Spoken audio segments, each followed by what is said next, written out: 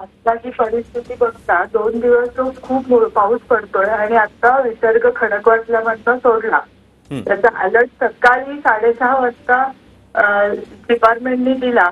त्याच्यानंतर आपण नागरिकांना सगळे अलर्ट करेपर्यंत आता आपल्याला कोणावर अलिगेशन करण्यापेक्षा जे आता एकता नगर, साईनगर, विठ्ठलनगर जिथे पाणी शिरतंय, आता आपण बोटी मागवल्यात, कारण नागरिकांना बाहेर काढणं हे आपलं पहिलं आता कर्तव्य आहे. त्याच्यानंतर आपण एकमेकांवर काय कोणी चुका केल्या ते आरोप करू.